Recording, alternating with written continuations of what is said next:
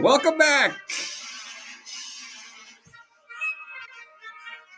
to My Teacher is an Alien. Played a little intro music for you today. That was Stars and Stripes Forever. That's the song that Susan and her band are playing at school, and that Mr. Smith, or should I say, Broxholm the Alien, does not like. He's not a fan of music. I played it for you today because the chapter that we have is Chapter 18, Concert Concerns.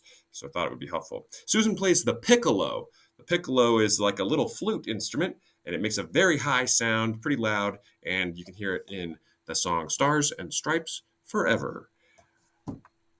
Let's get started and find out what the concert concerns are all about. It took me almost 20 minutes to get home. I cycled along the sidewalk slowly, watching every corner. I kept expecting aliens to leap out of the bushes and grab me. When something did jump out of the bushes, I screamed so high and so loud I was surprised I didn't break the glass in the street lamp overhead. But it was only Peter. "You trying to give me a heart attack?" I asked, straddling my bike and glaring at him. "Would serve you right for bringing Duncan along today," he said. I wasn't up for a fight, and so I said so. Peter was mad enough that he might have kept it going anyway, but when I started to tell him what had happened after school, he got so interested he forgot about being angry. He insisted that I try to remember every word Broxholm had said. "Where's Duncan?" I asked when I finished my story. "Hiding in my closet," said Peter with a wicked grin. "We called his folks, and he's going to spend the next couple of days at my house." "Didn't they ask any questions?" Peter laughed. "If you were Duncan's mother, wouldn't you be glad to have him out of the house for a while?" I didn't think that was very nice, but I let it pass. "Will you be able to stand him till this is over?" I asked. "My problem is trying not to take advantage of him," said Peter sadly. "It's not easy. I'd really love to get him back for some of the things he's done to me. But he's so terrified I don't dare have any fun with him. I really think if I popped a bag near his ear, he would have a heart attack and die." I laughed in spite of myself. "What about your father?" I asked. Peter grimaced. "He won't even notice Duncan's there," he said.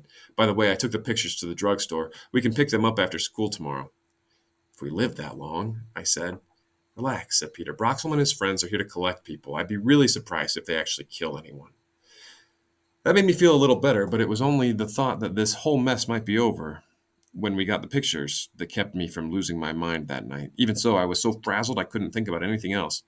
By morning, I was such a wreck that my special session with Mr. Bamwick was a total disaster. "No, no, no!" he kept yelling. "It's B flat, Susan, B flat."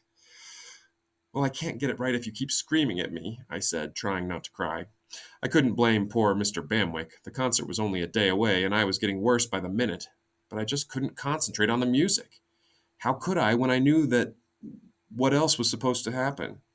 Could you play the piccolo if you knew some of your friends, or maybe even you, were about to be kidnapped by aliens? "Aren't you worried?" I asked Peter that afternoon on the playground. "Not really," he said. His pale face split into a wide grin. "I told you, I've got an alternate plan." "Listen, Peter," I said, taking his arm. "This isn't one of your science fiction books, and you're not Buck Rogers. Don't get carried away." He shook my hand away angrily.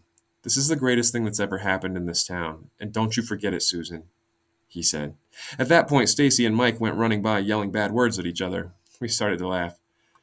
"I heard Stacy says that her mother is going nuts," said Peter. "I bet Mike's mother is too." I nodded. I almost felt sorry for them. It can't be easy to have a kid who hasn't been in trouble since kindergarten suddenly turn into a maniac. "Of course, Stacy and Mike don't have much choice," I said. "Sure they do," said Peter. "What do you mean by that?" I asked. But he wouldn't answer me. "Just watch," he said. "You'll figure it out soon enough." The next chapter is called Peter's Choice. What is Peter up to? I don't understand what this backup plan is of his. And he also seems not to think so badly of Broxholm the alien and Broxholm's friends. So what's up with Peter's choice?